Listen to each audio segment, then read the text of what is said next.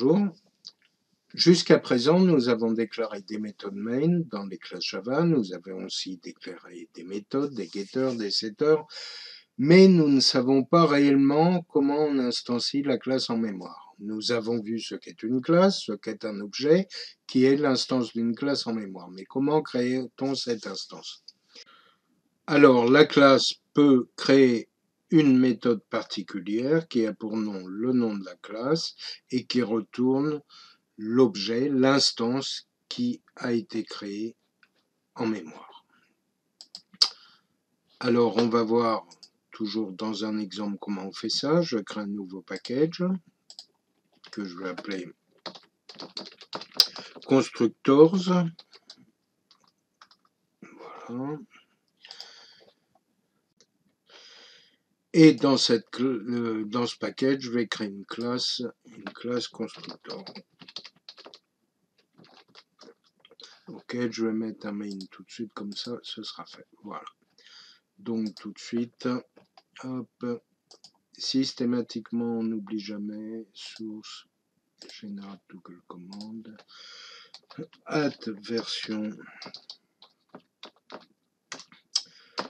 1.0.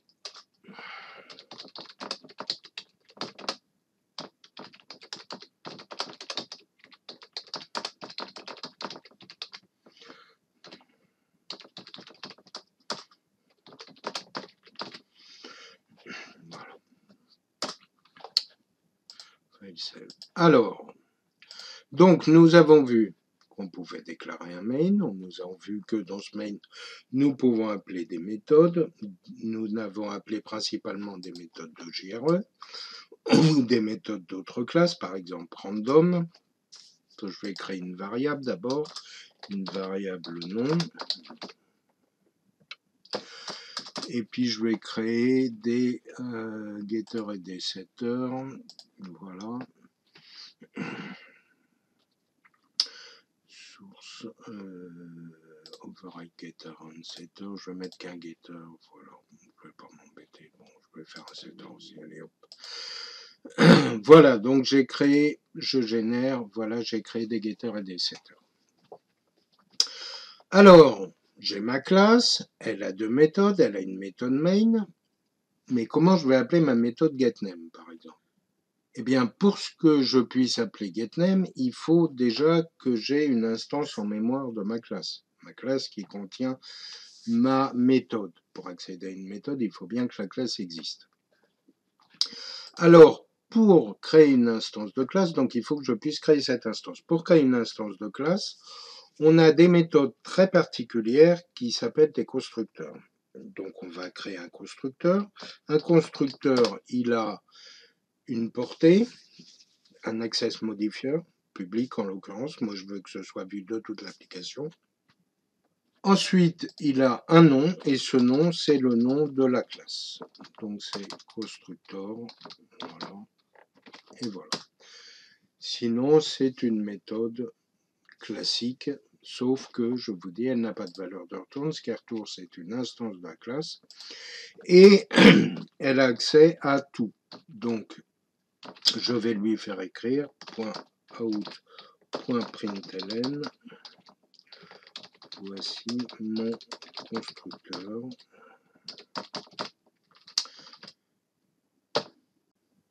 Alors maintenant, ce constructeur, comment on va l'appeler, à quoi il va nous servir? Ben, si on va dans la méthode main, on voit que la méthode main, elle fait bien partie de la classe constructor, mais on n'a absolument aucun accès aux méthodes de la classe constructor. Pourquoi? Parce qu'on n'a pas d'instance de la classe de constructor. Et cette instance, on va l'avoir en appelant le constructeur. Comment on va faire? Eh bien, je vais créer une variable de type constructor, donc du type de ma classe. Je l'appelle constructor. Moi, c'est une habitude que j'ai de nommer mes objets, mes variables objets de la même manière que la classe, de telle sorte que je m'y retrouve que, une fois de plus, c'est la lisibilité du code qui est importante. Égal, je vais utiliser un mot-clé qui s'appelle new et je vais appeler mon constructor. Donc là, j'appelle vraiment cette méthode constructeur. Alors, on va regarder ce que ça nous donne. Je sauve. Je fais tourner. Java application. Yes. Et voilà. Tiens, en appelant new constructor, je suis rentré dans mon constructeur. Mais j'ai fait mieux. Maintenant, je vais faire un constructor. Ma variable constructeur .setName de la string, on va lui passer une tri.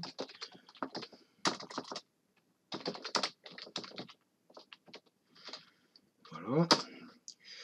Et j'ai fait faire un système.out.println et je vais afficher le .getName.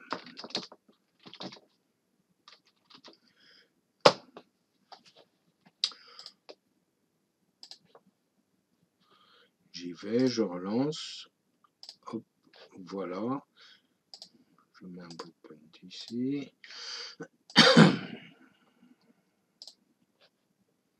Voilà ici. Alors, je débug.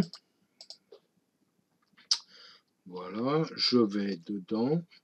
Là, je suis dans mon constructeur. Je vais dans setName. Et je vais dans getName. Et après, je vais dans system.out.println. Voilà. Donc, j'ai bien créé un objet constructeur et j'ai accès à cet objet constructeur.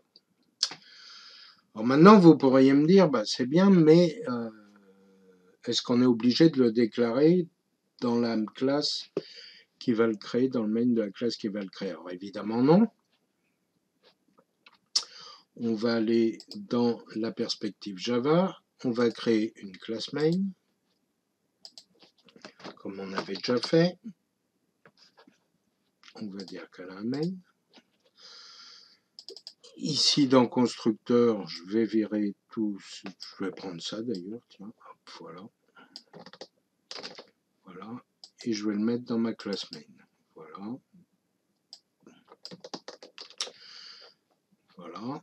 Donc, ma classe constructeur, elle n'a plus qu'un constructeur, un setter et un getter. C'est ce qu'on appelle un bin. Vous verrez plus tard. Mais un bin, c'est une classe objet particulière qui stocke des données et ne fait qu'avoir des getters et des setters sur ces données. Donc, je vais ici. J'ai pas besoin de l'importer. Pourquoi? Parce que la classe constructeur elle fait partie du même package que ma classe main. Je mets ici un breakpoint et je lance en debug mon application Java. J'y suis. J'appelle constructor. Voilà. Alors là, on a quand même vu qu'il passait par le chargement de la classe, puisqu'elle est dans une autre classe. Et pareil, je rentre dans setName, je rentre dans getName et je vais dans system.out.println et voilà. Alors, pour faire le lien avec le cours sur les imports précédents, on va faire encore mieux. On va créer new package constructor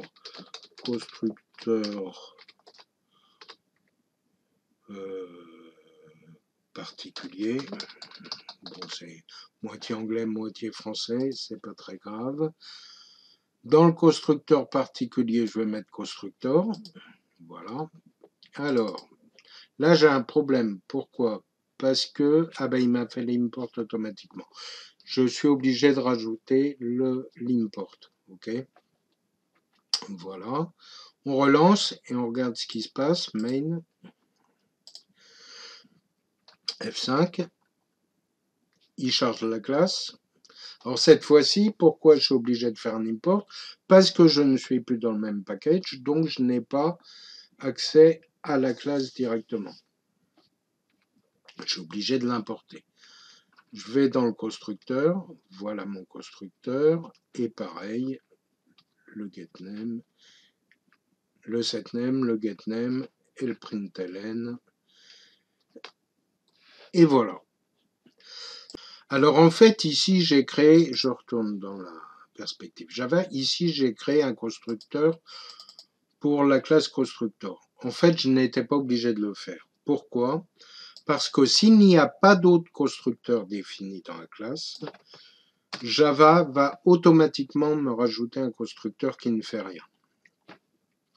Ce qui fait que si je ne mets pas constructeur dans la classe constructor, le compilateur va immédiatement, dès la compilation, me rajouter un constructeur. On va voir que ça marche toujours. Je fais file save, save all. On retourne dedans. Je vais dans le constructeur.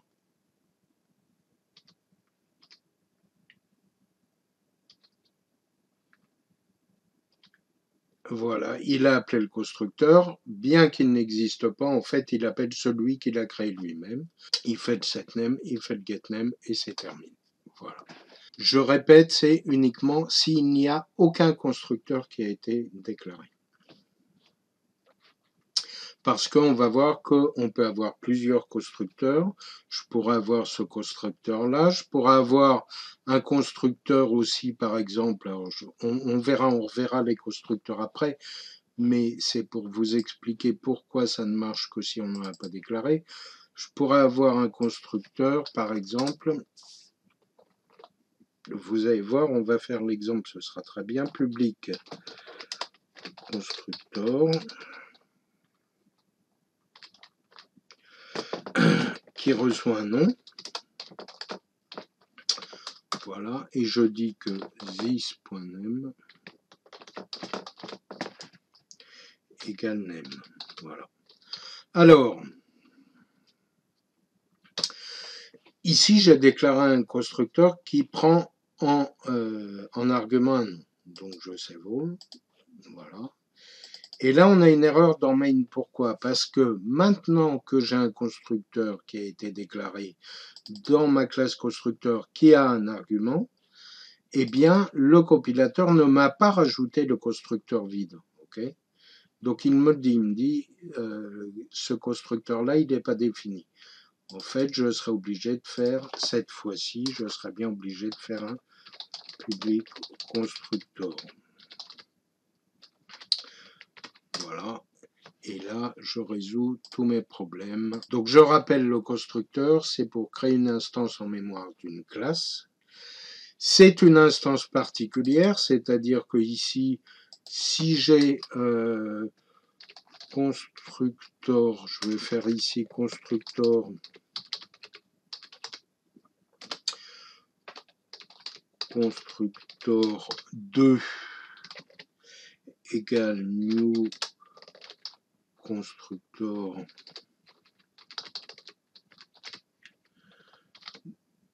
de je sais pas qui, moi n'importe qui, on va mettre Churchill, voilà. Voilà. Je fais constructeur setName et je peux faire ici system.out.println de constructor 2 getName. Voilà. Alors on va voir, pardon, system. Voilà. Ici on a deux instances de ma classe constructeur qui évoluent de manière différente l'une de l'autre. On va voir, on va faire l'ensemble du cheminement, main to, j'y vais, switch. Donc je vais d'abord dans constructor. Voilà. Il me la charge puisqu'elle n'est pas dans le même package. Voilà. Je retourne dedans. Il est bien dans constructor, F6. Il va dans constructor do. Cette fois-ci, pour celle-là, il alloue le nom. Pour la première, il met le nom. il m'affiche le nom de la deuxième, voilà, de la première, pardon, voilà, et il m'affiche le nom de la deuxième, voilà. Vous voyez comment tout ça, ça a fonctionné. Donc voilà, nous savons maintenant créer des instances de classe et nous savons comment appeler les méthodes à l'intérieur de nos classes.